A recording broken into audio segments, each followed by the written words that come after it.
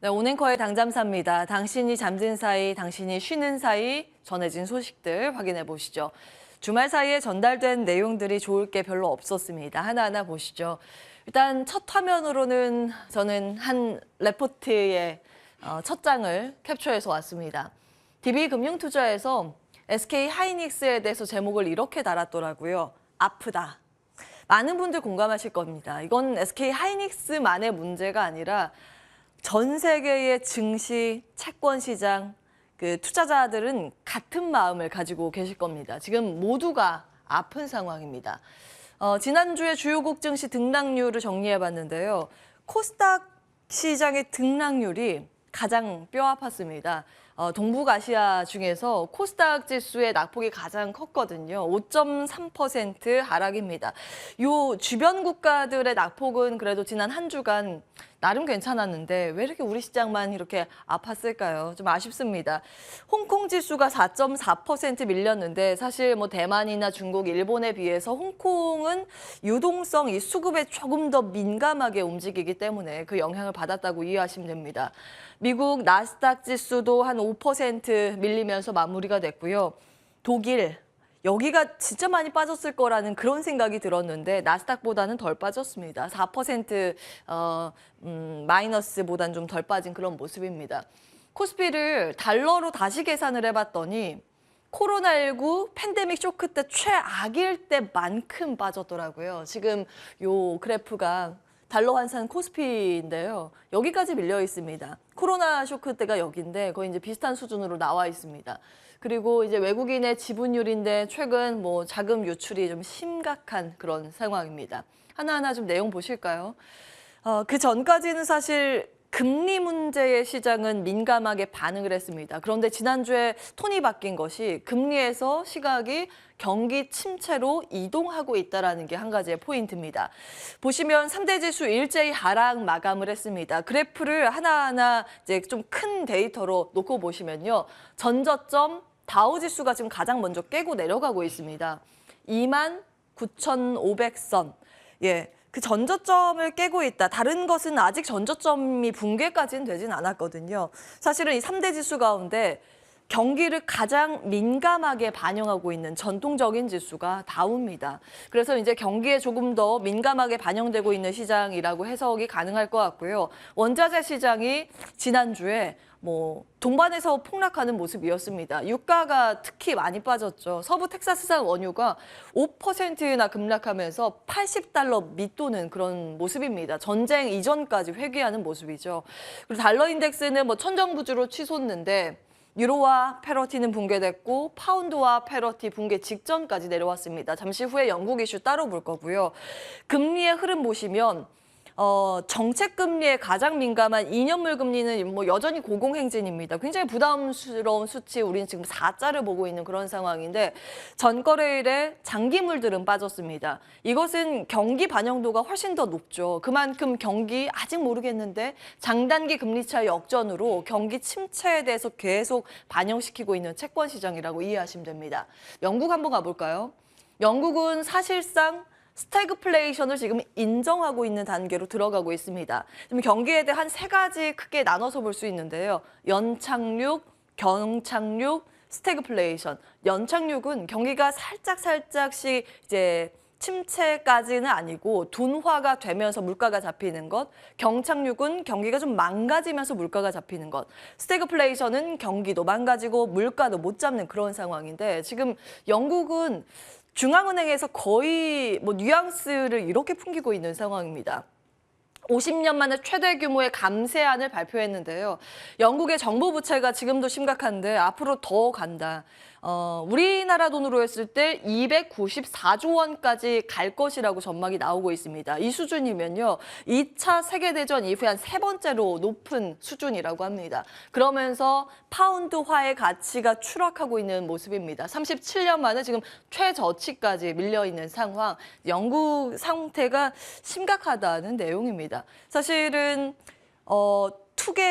투매가 증시에 나오게 되면 그래도 바닥은 신호가 나왔다 이러면서 이제 저가 매수세가 증시에는 유입될 법도 한데 좀 녹록지가 않은 부분은 채권 시장이 이제 망가지고 있기 때문에 채권에서 뭔가 수익이 나야 여기서 팔고 증시로 들어가야 하는데 채권도 지금 손실이 역대급으로 나오고 있는데 어디서 자금을 빼서 가냐. 이제 아주 근본적인 논리가 유동성 자체가 없다라는 게 큰 문제입니다. 그래서 시장이 안정을 찾는 데 좀 시간이 걸릴 거라는 이야기가 주말 사이에 굉장히 많았고요. 채권 손실 규모가 나와 있습니다. 지금 역대급인데 1949년, 31년, 20년 요 수준보다도 지금 안 좋은 상황. 이제 마샬 플랜 당시보다 안 좋다고 하니까 채권 시장 뭐 말 다 한 그런 상황이죠.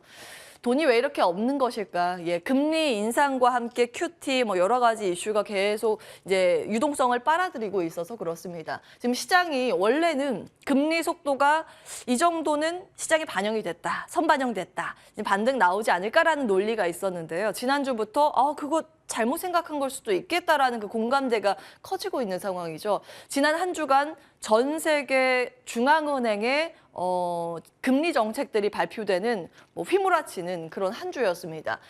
쭉 정리가 돼 있는데요. 미국은 75bp 인상했습니다. 예상을 어느 정도 했던 부분인데 점도표가 상향되면서 75bp 한 번에 안 끝나겠구나, 더 나오겠구나 이런 우려감이었고요. 영국은 컨센서스 정도 발표가 됐습니다. 스웨덴이 한 50에서 75bp 예상을 했었는데 갑자기 100bp 인상을 해서 모두가 놀랐죠. 홍콩도 75bp 자이언트 스텝을 밟았습니다. 일본만 전 세계에서 제로 금리 국가죠. 이때 통화정책회의에서 이제 환에 대해서 개입 의지는 나왔습니다만 그래서 이제 엔화가 조금은 안정세를 찾아가는 모습이었는데 일드 커브 컨트롤이라고 지금 통화 완화 정책 앞으로 2, 3년간 바꿀 기조 없다 이렇게 발표를 하면서 여기만 이제 확장 정책을 이어가고 있습니다. 굉장히 특이하고요. 대부분의 국가들은 지금 금리 수준이 강한데 여기서 이제 더 강하게 내년까지 끌어올리겠다라는 게 컨센서스로 맞춰주고 있습니다. 이제 산업 상황이 문제입니다. PMI가 유로존이나 영국은 이미 좀 하락세를 나타내고 있고 정말 빠르게 망가지고 있는 산업 구조를 보실 수 있고요. 미국 정도는 내려가다가 딱 전월 대비 이번에 발표된 수치가 개선되긴 했는데 추세적으로 이게 개선이 될까도 하나의 미지수이긴 합니다. 근데 미국만 좀 잘 버텨주고 그 나머지 국가는 거의 폭격을 맞다시피 하고 있는 최근 흐름입니다. 낮아진 경제 성장률 전망치, 높아진 실업률과 물가 전망 이 안에서 계속해서 투자의 연결고리 놓지 않고 고민을 해보겠습니다. 유동성 가뭄이 오고 있죠. 이제 물줄기가 말라가고 있는 현실은 우리가 직시해야 할 것 같습니다. QT에 대해서 계속 이제 중요하다고 말씀을 드렸습니다. 대차대조표 축소라는 것은 이제 실질적인 유동성 감소의 어떤 방아쇠가 될 수 있다라는 그런 내용인데요. 사실은 기준금리를 올렸을 당시에 2년물이 한 3% 했을 때 뭐 전 세계가 망할 것 같이 보도를 했을 때도 사실은 명목금리만 그렇게 움직이고 실질금리는 아직 움직이지 않고 있다라는 점을 좀 말씀드린 바 있습니다. 그런데 이제 QT가 가속화되면서 실질금리가 따라붙고 올라가고 있는 상황입니다. 그래서 이제 대차대조표 축소가 중요하다고 말씀을 지속적으로 드리고 있는데요.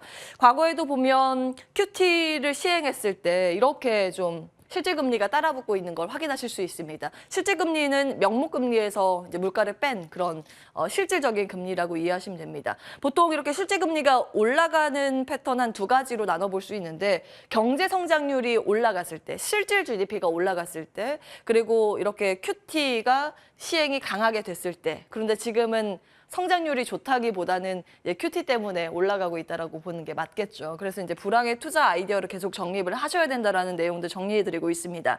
최근 데이터 보시면 사실은 이때 이제 코로나 때문에 이제 왜곡이 돼 있습니다. 먼저 명목금리가 올라갔을 때도 이 팁스 실질금리가 별로 움직이진 않았는데 9월 들어서 QT가 이제 2배 적용이 되죠. 그러면서 확실히 뛴 모습을 보실 수 있고요. 이게 제일 위에 있는 쪽이 2년물 실질금리인데요. 이게 이제 코로나 넘어가면서 2008년 글로벌 금융위기 이후 최고치까지 올라가고 있는 상황입니다. 이거는 어느 정도 이제 컨센으로 맞춰놓고 보셔야겠죠. 침체를 반영하기 시작한 기름 시장도 보겠습니다. WTI가 이제 전쟁 이전 수준까지 내려갔다라는 점 체크를 해드렸죠. 이 영향 때문에 미증시 전거래일에 섹터별로 봤을 때 에너지 낙폭이 좀 과격했습니다. 다른 섹터들도 다 밀렸지만 낙폭의 그 골이 많이 다르죠. 에너지 섹터가 6.75%로 가장 크게 밀렸고 정유 섹터의 급락세가 심상치는 않았습니다. 그나마 버틴 쪽이 헬스케어, 바이오 쪽인데 이제 불황에 강한 섹터여서 미 증시에서는 경기 방어 성격을 가지고 있죠. 아파도 경기가 아무리 안 좋아도 아파서 약은 먹어야 되니까. 이제 저가 유통주나 주택 수리 관련주의 상승을 봤을 때도 경기 침체에 대한 이제 리스크 헤지 차원의 저 매수세가 몰리고 있다는 것도 확인을 해보실 수 있습니다. 우리나라로 치면 다이소 격에 해당되는 이제 저가 유통 기업들인데 달러트리나 달러제네럴 이런 것들은 올라가고 있습니다. 지갑이 얇아지기 때문에 조금 더 싸게 살 수 있는 채널이 무엇인가 소비자의 고민이 엿보이는 상황입니다. 그리고 주택 수리는 미국 내에서는 경기 방어적인 성격을 가지고 있거든요. 왜냐하면 집값 비싸고 집을 못 사니 이사도 못 가고 지금 있는 집이 오래돼도 수리해서 계속 버텨야 된다 이런 논리가 여기에 있습니다. 그렇게 이해하시면 되겠습니다. 자, 고민을 계속해 보겠습니다. 자, 그러면 우리는 무엇을 준비해야 하는가?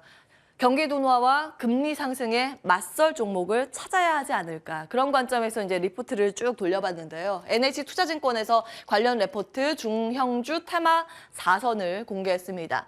이제 4가지 포인트인데 K엔터나 아이폰 부품이나 비료에 대해서는 그동안 지속적으로 체크를 해드렸고 이 부분이 좀 의외죠.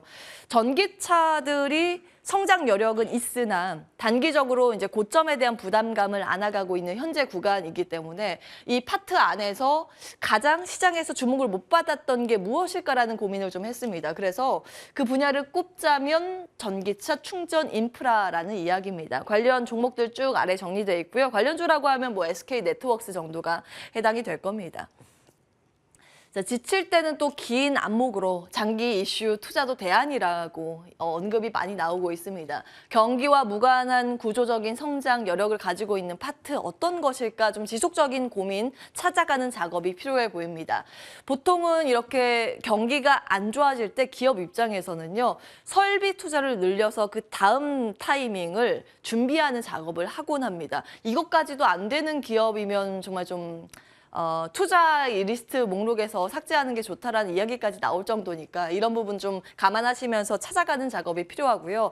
그 가운데 지금 구조적인 성장을 연결을 해볼 수 있는 부분이 무엇인가 사실 5월 달부터 로봇에 대해서 이야기를 했습니다. 로봇이 단순 테마가 아니라 지금 구조적인 성장이 뒷받침되는 섹터로 변모하고 있다는 점 꾸준히 말씀을 드리고 있죠. 왜냐하면 이제 팬데믹 이후부터 주목도가 높아지고 있기 때문입니다. 보시는 것처럼 역사적으로 빨간 라인이 로봇의 가격인데 점차 기술력이 좋아지면서 로봇의 가격은 떨어지는데 임금 상승률은 특히 코로나 전쟁을 거쳐가면서 굉장히 높게 올라가고 있는 상황이죠. 결국 기업 입장에서는 로봇에 주목을 할 수밖에 없고 공장 자동화에 대한 수요가 올라갈 수밖에 없는 현재 구간입니다.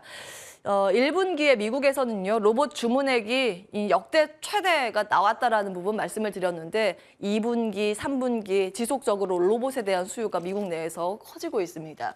그때 이제 같이 말씀드린 화면인데 세계화의 물결과도 맞물려 있는 게 로봇이라는 포인트였습니다. 과거에 전 세계 정치적인, 경제적인 담론 중에 하나 딱 꼽으라 그러면 세계화일 겁니다.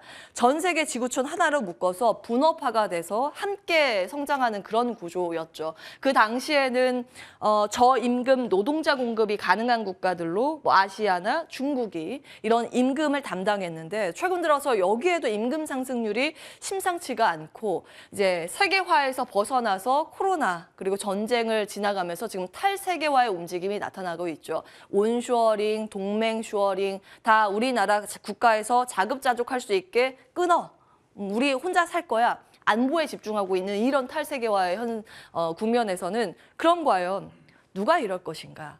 외부에서 저임금 그 인력을 구해오지 못하는 현재 구간, 그것도 대안은 결국 이제 로봇이라는 세계화의 흐름도 말씀을 드렸습니다. 누가 일할 것인가, 이에 대한 투자 포인트 여러 가지로 좀 체크가 되고 있고요. 특히 수급적으로 봤을 때는 이제 로봇 ETF가 국내에 있기 때문에 국내 로봇 관련주에 관심을 기울여야 한다는 목소리 나오고 있습니다. 개장 중계하면서 관련주에 반응이 있으면 투자 전략 이어서 받도록 하겠습니다. 오냉커의 당잠사였습니다.